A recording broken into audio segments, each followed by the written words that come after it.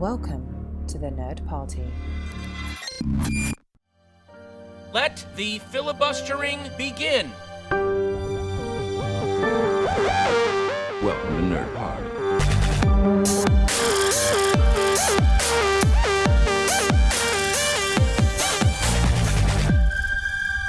Hello and welcome to Filibuster, part of the Nerd Party Network. I've assembled the finest pair of podcasters to join me today to discuss Avengers Endgame. I'm joined by the Professor Hulk of Filibuster, Dallas King. How are you? I'm very well, thank you. I just assumed that you liked pancakes, so you got that role. And channeling the red-haired Black Widow from Iron Man 2, it's Kim Morrison back again. Hi, how's it going? Yes, good. Yeah, I don't even know what role I would appoint myself. I'd probably be like Hawkeye's son or something like that was just in the background doing absolutely nothing. Would you have mayonnaise on a hot dog? No, absolutely not. I don't like onions on a hot dog. What? I do like ketchup. Onions, I've never crispy been a mustard onions person. And mustard. That's what you should have. Or sauerkraut. That does sound good. But mayo, Kim, I how don't do know you whether like that's your a hot thing, dogs? but yeah. How do you like your hot dogs, Kim? Well, I like them vegetarian for one, but yeah, onions, ketchup, mustard, definitely. How good are vegetarian hot dogs? Corn hot dogs, right, taste exactly the same because hot dogs are probably made of horrible fake stuff anyway, so corn hot dogs are delicious, so I would highly recommend them. There we go. So if you're sitting down to watch Avengers again or something, you've got 3 hours, you need a snack, corn hot dogs, there you go. So everyone on the planet has seen Avengers Endgame, it seems. It's made over 1.2 billion over the weekend. As Dallas, you predicted it would make this total and more, I believe. I correctly predicted on Thursday morning after I went to the midnight screenings and there was 8 out of the 10 screens had Avengers on. I said that it would break the UK box office record, which was 41.3 million, set by Spectre in 2015, and that was with 7 days playing. It opened on a Monday to try and get the biggest one, and it did. And yeah, it did 43.4 million in the UK in just 4 days. So yeah, it's safe to say we've got a big box office phenomenon on our hands, and as some people would probably moan, the death of the small independent or mid-range film as well. Yeah, absolutely. Yeah, all the think pieces are coming out now. There's fat shaming, there's this, there's that. And more encouragingly, we've just discovered that Innocent Gun are giving away a free beer on Lothian Road in Edinburgh if you say the Beer of Kings after their product placement in Avengers Endgame. So we always talk that we want representation on the show, and Scotland is once again back in the Avengers movies, so it seems fitting that we should have 3 Scots discussing this billion-dollar epic. So as always, kind of with these films, I always like to hear about how people saw it for the first time and what their experience was. So kind of Kim, you're back on the show again. When did you sort of see the film? Are you one of those people that goes to the midnight screenings and drinks the Red Bull the next day, or are you a sensible person that goes along a few days later when things have calmed down a bit? How did you kind of see the film for the first time, and what was your initial reaction, and kind of what did you think kind of going in as well? So I went on Thursday afternoon. I was lucky enough that I had the day booked off work because I was getting a tattoo in the morning. So I went to like a cheeky 1 o'clock in the afternoon showing by myself, which I looked really cool. I was so excited for this. It's weird because I would class myself as like a massive Marvel fan, but I think before Infinity War came out, I had seen like all the Avengers films and all the like Captain America films, but there was ones in between I'd missed, but I made a point of watching every single one in the kind of couple of weeks before Infinity War came out. So when this one came out, I was like so ready for it, and I was so excited. So I was like, I need to get in there before anything gets spoiled, and it was just I just loved it. I was so glad I went to see it like so quickly, and it didn't feel like 3 hours or whatever. I just loved it. I went through a complete roller coaster of emotions. I cried because I was sad. I cried because I was happy at one point. I spent large portions of my hands just like up on my face. Like I loved it. I thought it was absolutely brilliant. Now, Dallas, you've had an interesting sort of weekend experience with this film. How did you sort of see it for the first time and then kind of the second time?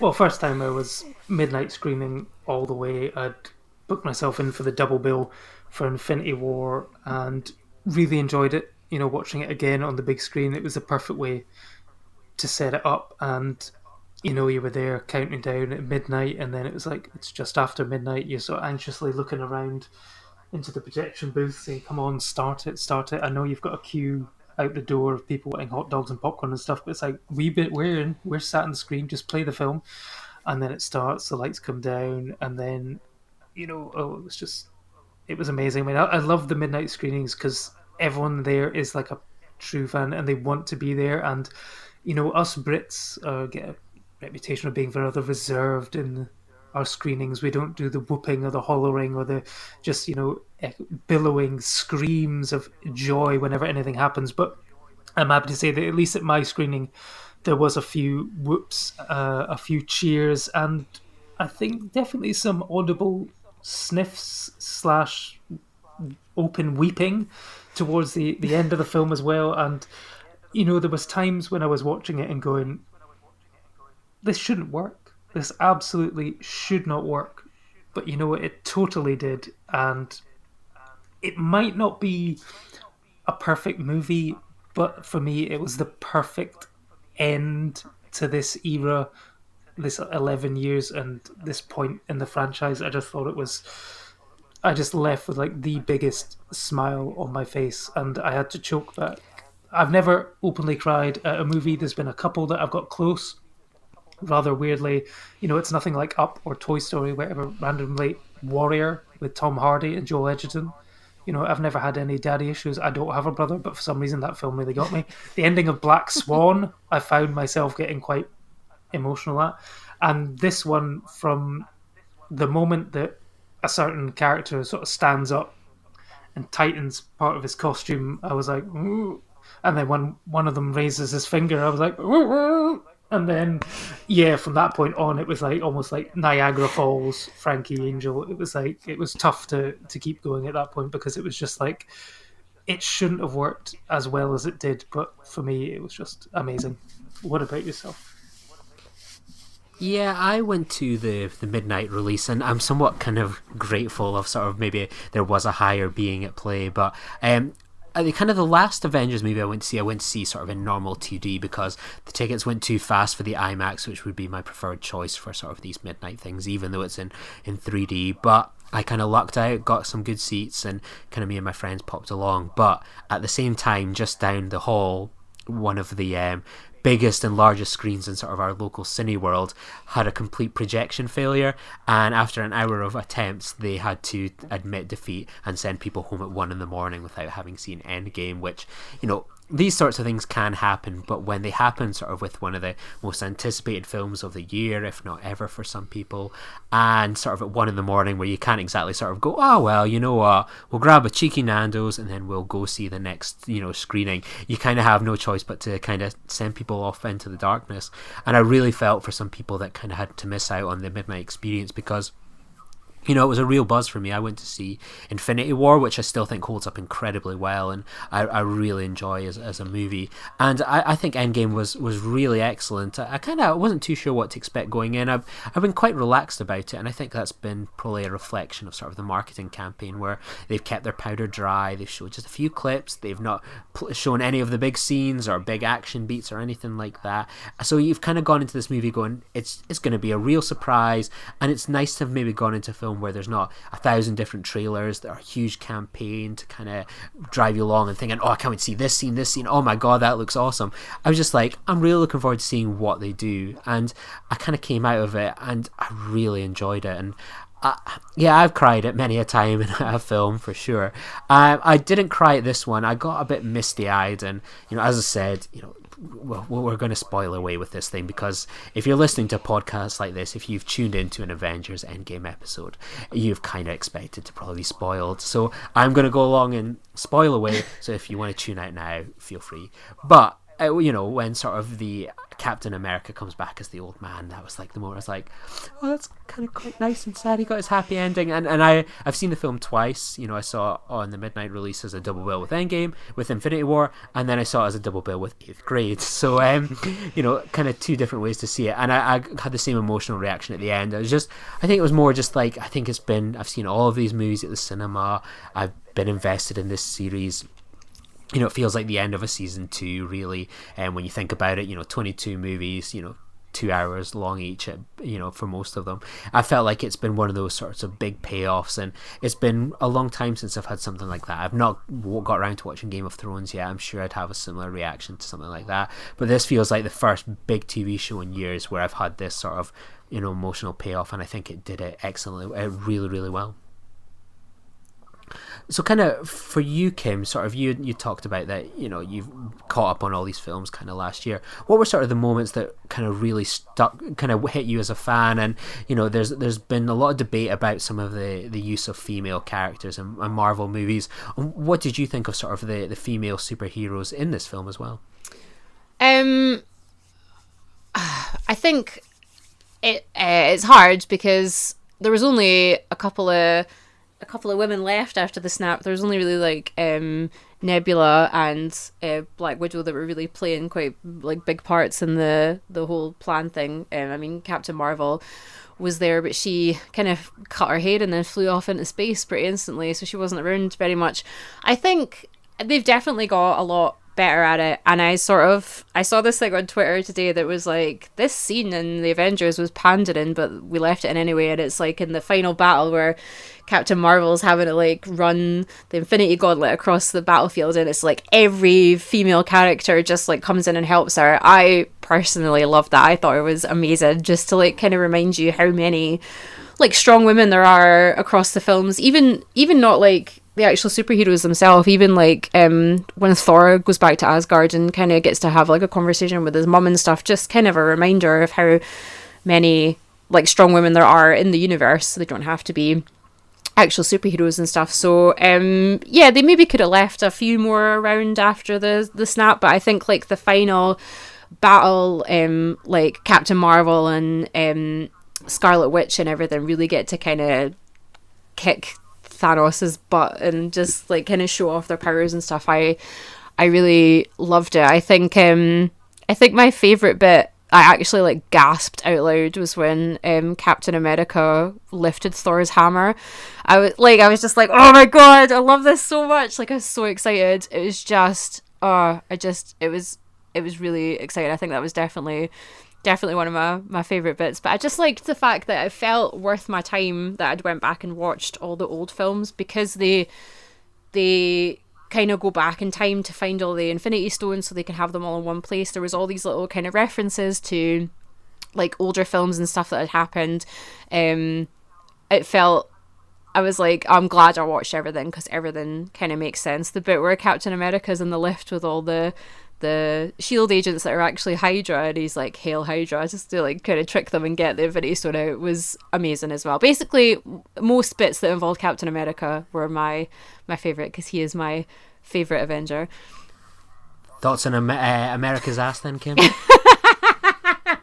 Yeah, I'm very happy for them to draw attention to that at any point. Yeah, I was very sad that he shaved his beard off. Literally, like, opening scene is him shaving. I was like devastated. But yeah, Captain America was my favourite Avenger. So I went into this film very stressed out that he was going to die. Like, I was very tense that I was going to have to watch him die. And I mean, his ending was sad anyway, but in a whole different way. I actually cried when he went back to like the SHIELD base and just saw Peggy through a window. I cried at that, because I was like, oh my god, their love is so beautiful. And then yeah, the fact that they actually got together I think it's the best way they could have taken him out of the like continuing story, whatever happens with the rest of the characters, without actually just killing him off. So I've got to kind of be happy for that, but I still did just openly weep in the cinema at that bit.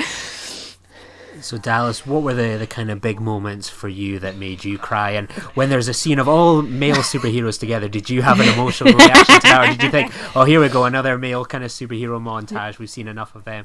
What was kind of the hat? Well, I mean, when they had that moment with all the women together, I was like cheering away, and I thought, yeah, this is almost like a giant up yours to all the cry babies on the internet who are moaning about these female superheroes and blah blah blah. And it's like, yeah, haha, up yours. Yeah, the future is female, and deal with it. Because I just really love that moment. I'm really glad that sort of Scarlet Witch got the chance to sort of kick Thanos' ass, because she had, for me, had one of the most emotional moments in Infinity War, and it wasn't the fact that she missed out on a deep fried kebab. It was the fact that, you know, she has to kill her boyfriend, and then watches Thanos basically undoes time and then basically kills him again. You know, she went through the process of killing him, and essentially for nothing. You know, so she was utterly heartbroken. So it was great that she managed to come back and do that. And, you know, in terms of like most improved character, I think I would have to give that to Nebula. I thought Karen Gillan was fantastic in this film. You know, she's had not much to do. Her character arc has been slowly improving over the sort of Guardians films and Infinity War, and I thought she was one of the standout players this time round. But for me, in terms of sheer geeky joy, I think, for me, it was the moment when Cap, picks up Mjolnir, and I was just like, oh my god, I can't believe this is happening. This is amazing. And then, there was just so many great moments. It was just like, people are saying it's pandering, it's sort of fan service by going back into the films and, you know, all that. I mean, the two moments I think that got the biggest audible reactions were Cap picking up the hammer and the Hail Hydra moment. It was like that Chris Pratt Parks and Recs gif, like, oh no, and it was like brilliant. And I like the way that, you know, they kind of spoil what's going to happen by announcing all their TV shows in the future and stuff like that, but the fact that Loki, they've actually given him an out by him taking the Tesseract and sort of disappearing. It's like, all right, he's off now somewhere else, so we can now have a TV series with Loki. And it was just nice. I mean, the fact that, I think you, like Lee, you said on Twitter or on the group about the fact that Robert Redford's they were going to have to roll back on the fact that he said his last film was going to be The Old Man and the Gun, and it's actually going to be a cameo in Avengers Endgame. So that's going to be interesting to see. So it was great to have all that sort of heartbacks and whatever. And I think a lot of that worked because of Paul Rudd's performance. You know, he wasn't in Infinity War, but I think he's been a bit of a secret weapon for the MCU. You know, the Ant-Man films weren't the best received overall, but I think he provides something which has been missing, and that's just a touch of levity. And he's almost like the audience at times, like when he's sitting there looking at Professor Hulk, who, you know, suddenly Banner and Hulk are best friends and they've worked a way to live together, and he's just like, I'm so confused. And it's like, yeah, we all are. And it's like, it just works because of his performance. I think he's one of the secret weapons, I think. And and of course, I mean, anything that happened with Thor basically got a huge reaction. I know that this film's going to be, I think, very much like The Last Jedi for a lot of people, and that I've seen some people not liking what Marvel did with Thor in this movie, where his sort of storyline is gone. But I think everyone has been pretty much grieving for the last sort of film and a half, so it's nice to see someone doing something different for that. And, you know, everyone's talking about time travel and how the time travel works, but hang on, they just take the stuff out but then put it back in, and that it doesn't disrupt the timeline. It's like that scene in Austin Powers where he's like, but how can I go forward back in time when I actually haven't been defrosted yet? And it's, oh no, I've gone cross-eyed. And it's like, well, that's all very well, but for me, the really confusing, mind-blowing thing is that Thor at one point is referred to as Lebowski. So the Big Lebowski exists in the Marvel Universe, and the Big Lebowski is played by Jeff Bridges, but Jeff Bridges looks exactly like Obadiah Stane, and it's like, oh my gosh, what's going on? I can't figure this out. Is this the first time that a Marvel actor has been referenced in another movie within the Marvel Universe? And my head exploded. So yeah, but for me, the entire sort of final act was just sheer joy, and on a scale of, like, you know, Return of the King epic, sort of that moment when it's like one of those double page spreads in the comics that you read as a kid where all the heroes are going in against all the villains, and it's just like that last final half hour. I could have been, if I was like 8 years old, I would have been like jumping up and down in my seat, unable to contain myself. I just thought it was that good. And yeah, my only disappointment was the fact that I sat through the whole end credits to be then stung by the fact there was no stinger at the end. I understand why they did it, but yeah, for me. What about yourself, Lee? What were your favourites? Yeah, I really, you know, sort of when they had that female superhero moment where they had them all kind of like there together on the screen. I remember watching that at midnight going, oh, and my girlfriend didn't come along to the screening because she's far too sensible to go along to these midnight screenings, she's told me. So we were watching it. I was like, oh, I bet she's going to love this moment, or she's maybe going to find it too on the nose. But when we went to see it a few days later, she turned around to me and just whispered in my ear, went, "Yes, Queen!" And I was like, oh my God, I think she liked it. So, I was like, oh, that's a relief. And I mean, she barely registers or talks about films and sort of anything like that. So, it really kind of nailed with her. So, I thought it was a really cool moment. And, I suppose it's sort of like, you can argue that Phase 1, it's only had one female lead superhero movie. There's obviously politics at Disney and pre-Disney and so on, but it seems like it's sort of trying to course correct now. And I think you look at that moment and it is all these characters that could play huge roles in sort of the fourth phase of the Marvel movies, and that will continue to have sort of more representation, more films. And I think that's going to be something that's going to be particularly exciting for me. But I suppose one of the kind of the big moments I really liked was kind of the Soul Stone sort of Mark II. And what I kind of thought going in was that, okay, I think Iron Man will sort of retire off somewhere and that Captain America will die. And I thought that would be kind of about it. But when that sort of went down, where sort of we had the sort of first proper death of sort of Endgame, I thought that was a really great moment to happen. And I was sitting there thinking like, oh, I knew that they were going to do a Hawkeye TV series at some point of his career, and I thought, oh, it might be him, but it might be. And I liked how I was kind of guessing and surprised by sort of that. And I couldn't believe when I was sitting there thinking like, of course, who, it took me up until sort of the last moment of like, right, what's going to take, and I was like, oh yeah, why did I never sort of consider that one of them was going to have to die? And obviously they kept that sort of, well, you're sort of switching between sort of Asgard and Earth, and Earth of the past and the further past, like, oh, why haven't they kind of gone to that planet yet? And it was, I think the way they positioned it, I think the payoff was really good. And I think Black Widow had a fantastic arc over the series, and I think that she got a great kind of exit, and I really liked that moment a lot. And I think Spider-Man's return was great, and when kind of Tony gets his sort of exit as well, that he's surrounded by sort of his Iron family, and Spider-Man, I thought that was a really fantastic moment as well. And I just thought it was one of these ones that I think the fan service argument can kind of fuck off, to be honest, because it's 22 movies into a series, we're all invested in these characters. It isn't like it's a one-off movie or an origin hero movie. Like it's all about that payoff to all these movies that have come before. And I think the film stands on its own to an extent, but I don't think anyone that is making this box office swell isn't going to be the people that are seeing a movie like this for the first time. I think it's people that have grown up with it, it's people that have come to it perhaps later because of ages. I think it's just it's a movie that is there to pay off these fans that have been there through the entire series, and I think that's no bad thing at all. Yeah, no, I completely agree. I mean, they basically from the start, they basically abandoned the fact of, we're not going to recap anything from the previous 22 movies. It's like, you're here now, we're going to hit the ground running, because you've got that end credit scene at the end of Captain Marvel where she sort of turns up and goes, "Where's Nick Fury?" And then in like this basically the second scene, she's turning up to help Tony and that, and then she brings him back down, and she's already been with the Avengers for a while, and it's just like, oh, okay, right, that's out of the way, we're just carrying on.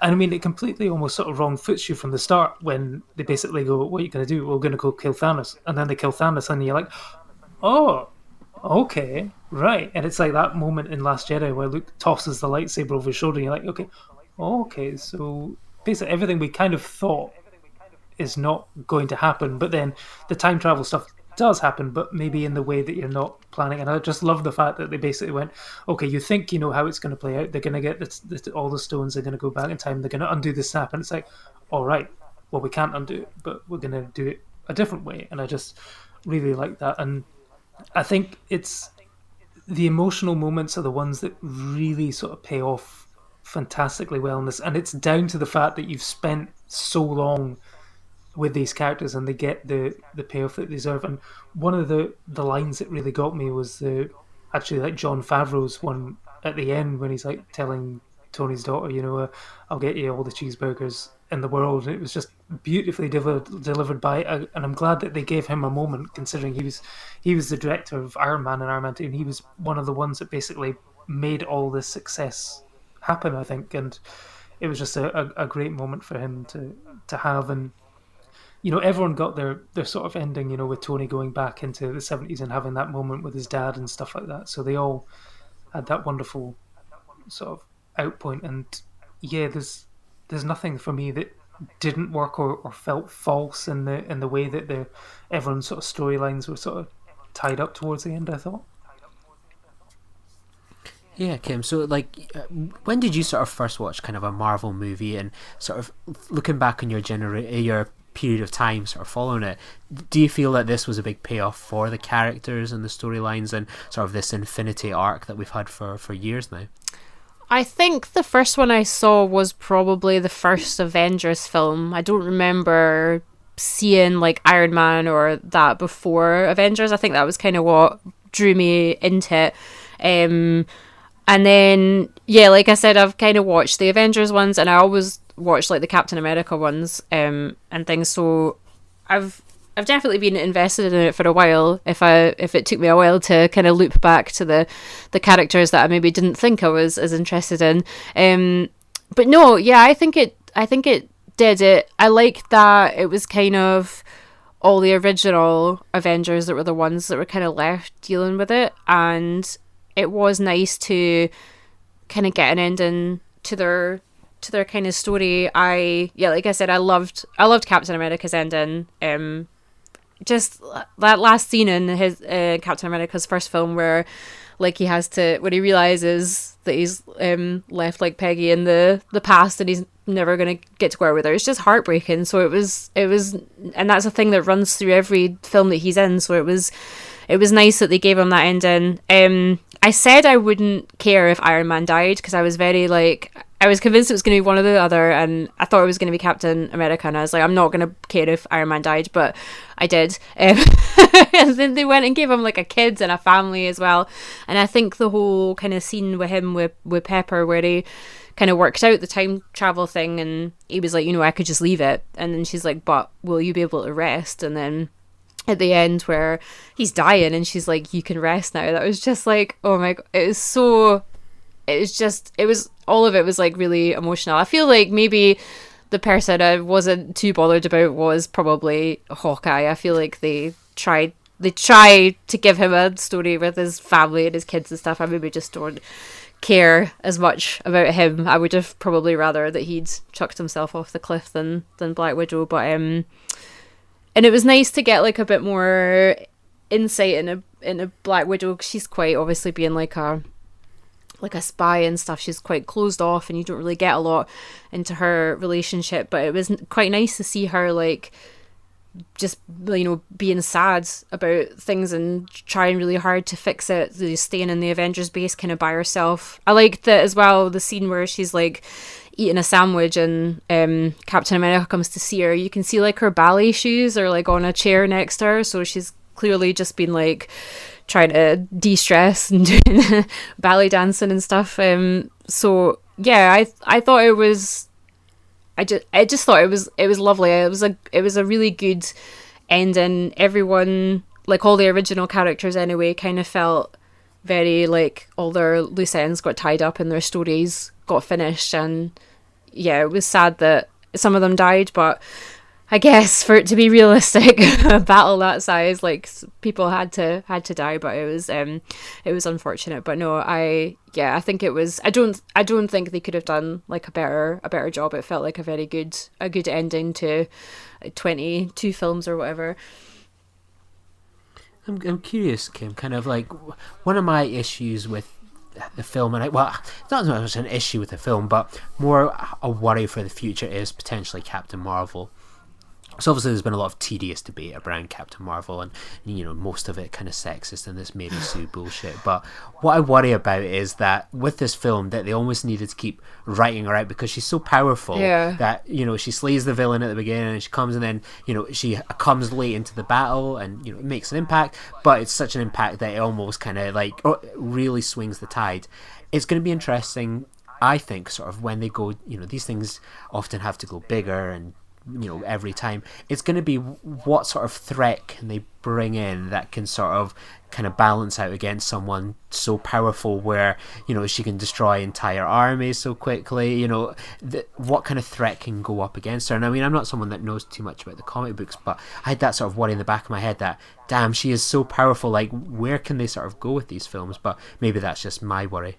No, I did think that because, funnily enough, I actually just went to see Captain Marvel on 2 days before Avengers because it was the only one I hadn't seen, and I was like, right, I need to see this before I go and see Avengers.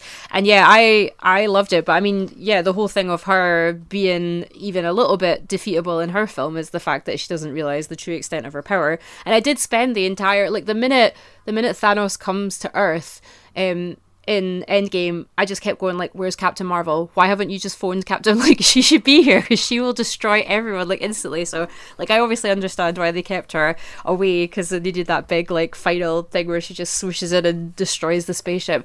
But yeah, I mean, yeah, I think you're right. Unless they do something that would be quite similar to the last film, of some way of affecting her powers or whatever. Which they might do, because that's kind of what they did in Deadpool 2.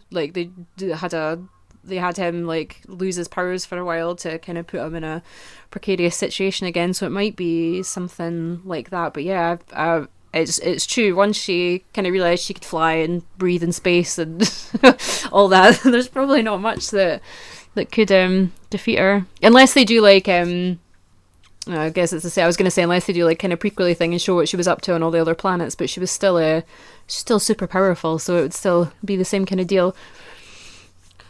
So Dallas, that was one of maybe my small minor issues with kind of the Endgame film. Was there anything that sort of, you've seen it a couple times now, and I'd love to obviously hear about your sort of second time as well. What was any sort of issues or grievances that you maybe had with the film, or you thought, oh, if they had just changed that a little bit, it would have made this a perfect film, for example?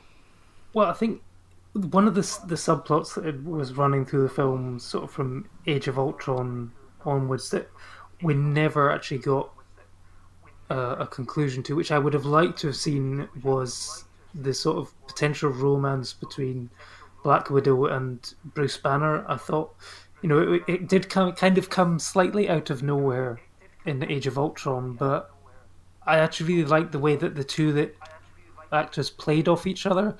And then we kind of missed out on that when in Infinity War, when he came back to Earth, and I thought they were going to do something. There was a couple of moments, it looked like in the trailers, that they had a scene together, but it was cut, maybe because in the end they knew they couldn't, that storyline wasn't going to go, and it was more about her relationship with Hawkeye and stuff like that. But that was something that I would have liked to have potentially seen had been developed and then got a proper sort of conclusion to. But overall, no, I mean, I thought they managed to juggle everything really rather well. I mean, obviously when you're filming this sort of movie before Captain Marvel's even done or before Black Panther's out, you've then got issues about, well, they're so popular, do we include more of them and whatever? But I think they managed to get that balance right of letting it be the original Avengers story. And I'm very excited for the future. I mean, I have to admit, I was maybe slightly surprised that it was Sam that got the shield at the end and not Bucky. But then I sort of realised that Bucky's probably still a wanted criminal in the US for everything he did, so he probably could never properly take on the mantle. And he seemed to be fine letting Sam take it on. I mean, I know both of them have become Captain America at one point, but I thought it was good. But I mean, yeah, I mean, obviously there is going to be a massive Robert Downey-shaped hole in the thing, but I think his line at the end was just wonderful. Thanos sort of goes, "I am inevitable," and then he just goes, "I am," and then Iron Man. And there was one person in my screening who whooped and then immediately almost took it back when they realized what it meant. It's like they were, oh, it's like, oh no, I know, because it's, oh no, he's great. He's like, he's done it, and then, oh no, he's gonna die. Oh crap, yeah, that's what happened.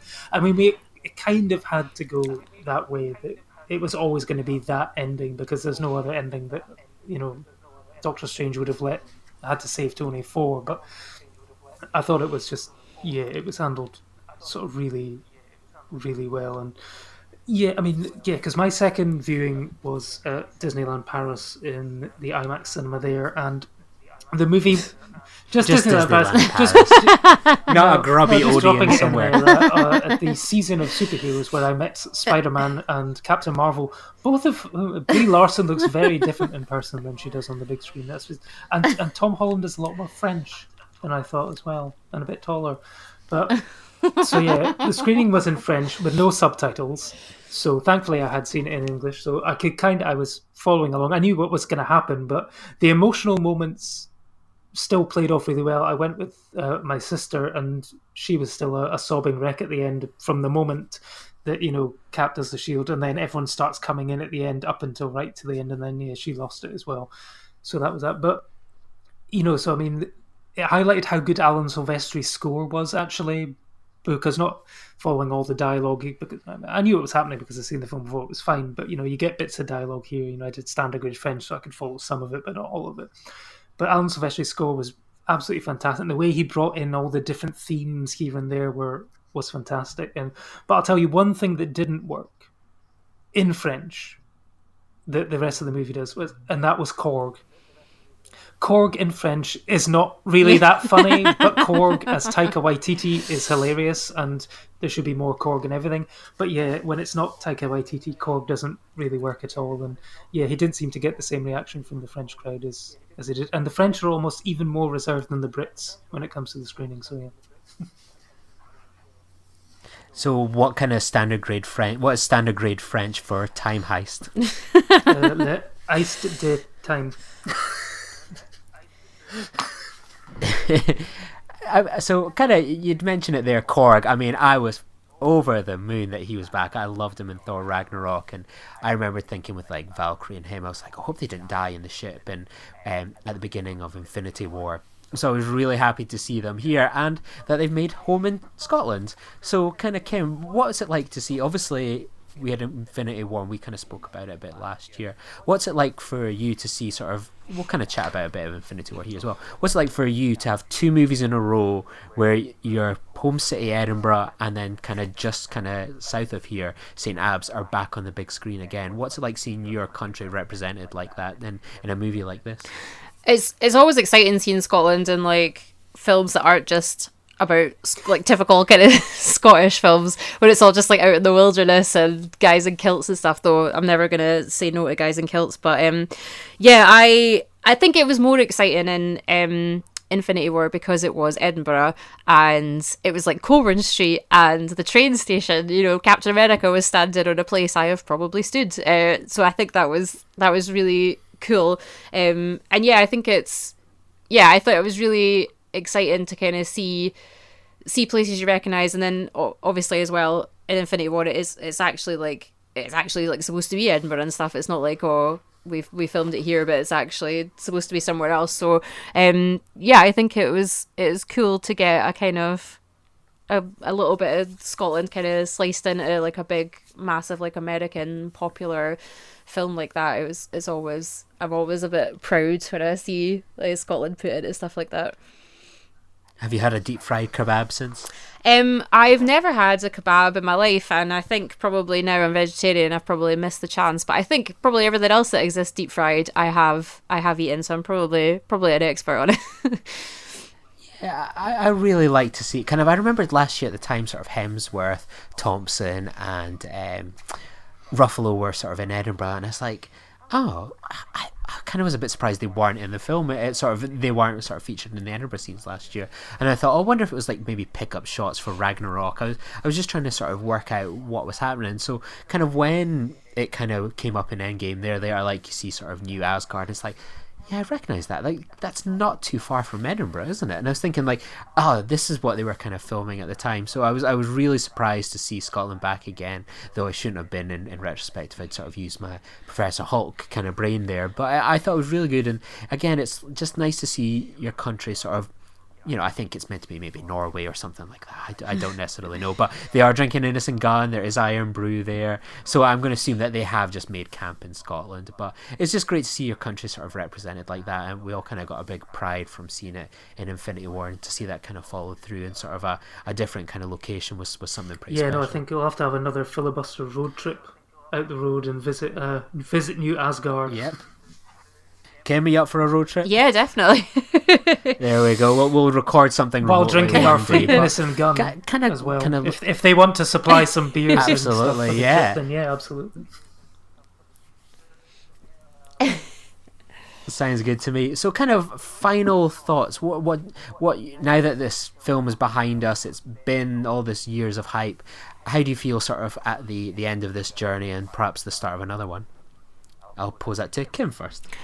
I think it's definitely sad that it's finished. I think you got so attached to the sort of core group of characters, and I mean, obviously now we know like Iron Man, Captain America, Black Widow like aren't going to be around again, but I think they've done such a good job of setting up like the new ones, especially like Spider-Man. Like I absolutely love Spider-Man. I think he's brilliant, and I wasn't too keen on the last kind of few iterations of Spider-Man, so it's exciting to have a really good one just now. So I think like that and the new like Guardians of the Galaxy and stuff, I think it's sad, but it was a great sort of ending and a great like full circle kind of moment. And I think that there's just like so many new exciting characters and stuff that I'm excited to see where they go next and what kind of stories they build up, and hopefully they use characters like Ant-Man and the Wasp and things a bit more, because I loved their films. I know they get a bit of a harder time than other ones, but I think they were great. I think some of the best things about the Marvel films is the funny moments, and I think like the Ant-Man and the Guardians are really good at that. So I'm definitely excited to see where they go. I will keep watching every Marvel film that comes out, keep up my streak. So Dallas, you were someone that you've been there since the first movie. What was it like for you sort of at the end of this sort of 11 years? Was it, obviously it's been an emotional experience. How do you feel now, and then what do you think for the future? I mean, I've just remembered, like, at the end of Dark Knight Rises, I think I pretty much said that it was a perfect superhero trilogy and comic book movies will never be as good again. I remember getting actually quite emotional at the end of it when the Talia al Ghul stabs Batman. I thought, oh my god, they're going to kill Batman. I can't believe it. That's amazing. And then I thought, no, it's never going to be topped. And it has to be said that, Marvel have topped it. To have a streak as good as this is quite...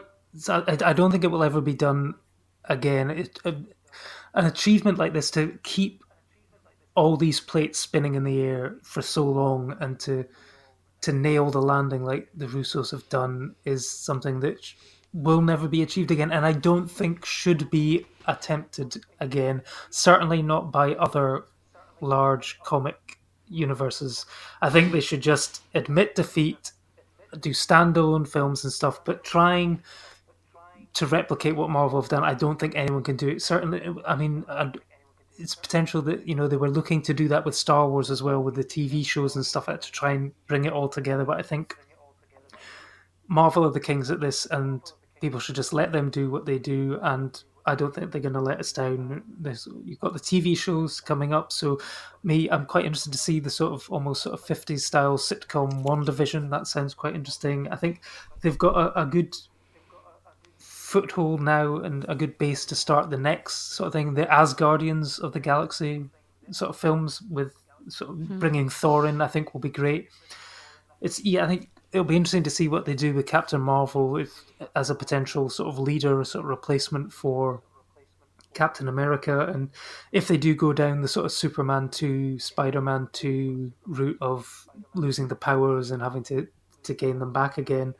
But, you've got a black Captain America now, you've got a female leading the team, I can just hear the internet going crazy as I say that sentence. So, but I think that the Russos, have left it, they've got everything tied up, and I think they've left it in as good a place as they can. And I think it's up to Marvel now to pick some interesting new directors. I mean, they've done a great job recently with sort of Taika Waititi and stuff like that. I think they need to let people put their own stamp on it. And I know there was the issues with Edgar Wright, having to, at that point, they were needing everything to fit into the overall game plan of what they were doing. But I think now that the game has ended, they can start a new game, and I think, yeah, I'm excited to see where they go with this in the future. Absolutely. So one of the kind of discussions since sort of Endgame has come out how is that this film is taking up all the box office and people are overlooking other movies. So as we do every episode this year, we're sort of highlighting 52 films by women that you can watch a movie a week, and we're giving you a bunch of recommendations of different things you can check out. So this week, my recommendation, and I have to say I have not seen this yet because it comes out on the day of this episode drops, but I know it's going to be right up my street, and that is Knock Down the House. So it's a documentary that's going to be streaming on Netflix, and it's going to be directed by Rachel Lears. And it follows 4 women who decide to run for Congress in the 2018 elections, the most famous of them being Alexandria Ocasio-Cortez, and various other sort of female candidates. And it follows them through their successes and potential failures as they look to kind of achieve some success in America and fight back against sort of the sexist policies and the usual white faces that are seen in sort of the American Congress and Senate. So yeah, this is one I'm really interested. I love a good political documentary. Cortez has become one of these sorts of real breakout characters, so it's going to be really interesting to see her story. Sort of, we've read about it in the news, we've heard some of the boogeymen kind of talking about her, but this is going to be interesting to see how she achieved sort of what could have been sort of an impossible task at the time. So yeah, this is one I'm really looking forward to. What about for yourself, Kim? What's your recommendation this week? This is one that I am really annoyed at myself that I haven't picked earlier, because I was kind of looking through films that I liked and I was like, what's another one? And so I picked Whip It, which is directed by Drew Barrymore. It came out in 2009, and it is all about Ellen Page joining the Texas Roller Derby League. So I used to play roller derby for years, and this is the film that got me into roller derby. I absolutely love it. It's just so good. It's based on a book by Shauna Cross called Derby Girl. She was actually the screenwriter for it as well. And yeah, it's basically Ellen Page lives in this little town in Texas, and she goes into the city one night and kind of discovers roller derby, and she does like beauty pageants with her mum and stuff, and she kind of discovers this whole other side to like her life, that she can live out with these beauty pageants and have really strong female friends and like talk to boys and stuff, and it's just amazing. I think it's responsible for most of the people that I knew when I played roller derby taking it up, because it just it wasn't a thing that was really well known over here anyway. At least it was big in America, and it's got an amazing cast. There's like Ellen Page and Drew Barrymore and Juliette Lewis and Kristen Wiig, and the soundtrack is fantastic, and it's just brilliant. And yeah, you watch it and then you'll definitely want to learn how to roller skate, because it's just brilliant. Yeah, I think you're spot on with that. Like I remember sort of the explosion in sort of it following that film, and I think it's probably some of its success and popularity is down to this film that not many people kind of saw, and it's a shame Drew Barrymore really hasn't sort of been able to kick on as a director. It's a real shame. So Dallas, what's your recommendation this week? My recommendation of the week is something which I found on Netflix, and it was quite a pleasant surprise. It's called The Bad Batch, and it's by Anna Lily Amirpour, who did The Girl Who Walks Home Alone at Night. And in a desert wasteland in Texas, a woman is sent out, released from prison, but sent into the wilderness in Texas, where she's left to fend for her own, and she's captured by a cannibal gang who cut off her arm and a leg, and then she manages to escape, and it's about her sort of journey through the wilderness, about finding herself and finding her place. It stars Suki Waterhouse, and it's also got Jason Momoa, Keanu Reeves, and a silent performance by an actor, which I'm not going to spoil because I didn't realise who it was until very late in the film, so I don't want to spoil it for anyone who hasn't seen it.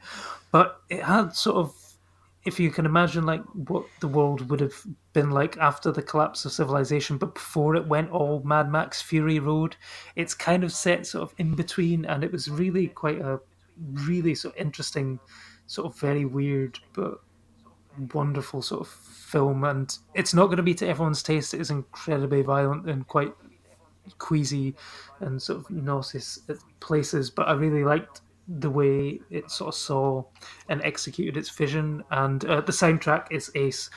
When when the first song that you hear is when the girl wakes up to about to have her arms and legs cut off by cannibals, and it's Ace of Base's All That She Wants. I was like, oh, this film's got me. I'm definitely in for whatever they do here. And yeah, it's one which I don't think really got a big cinema release, but it's one of those sort of hidden gems that you're going to find on Netflix, so it's highly recommended for me. Excellent. So good films to pick from all around. So while we kind of argue in the background about who's actually in charge of this podcast, Kim, where can kind of people reach out to you if they want to read your writing? You're always releasing some really interesting blog pieces. Where can people kind of check them out? So if you follow me on Twitter or Instagram, that's probably the best places. I am at Wicked Sister 69 on both of them. I primarily write for a website called That's Not Current, where we kind of cover pop culture stuff, but maybe a bit weirder stuff and a bit more kind of in depth. I do a monthly series which is called Sometimes They Come Back, which compares originals to the remakes. I just put a new one out about The Hills Have Eyes, which was really fun to write because I really love the remake of that film, and I got to watch the original again, which I hadn't seen for ages. So yeah, if you follow me on Twitter, I am always posting stuff that I've written, so you can always catch up with it on there. So obviously it's you in charge, Dallas, but where can kind of people find you out if they need to sort of reassure you of that? Oh, that's very kind of you to say. But they can catch me on Twitter at @chimpcelluloid, and you can read my reviews on championshipcelluloid.blogspot.com. And where will they be able to find you, Lee, the man pulling all the strings in the background? Yeah, you can find me on Twitter at Lee_Nostromo. And I do not like beer, so someone is welcome to my free beer from the Innocent Gun Shop. So thank you very much to everyone for joining us for today's episode, and we'll look forward to joining you soon. Bye. Join the revolution. Join the Nerd Party. Welcome to Nerd Party.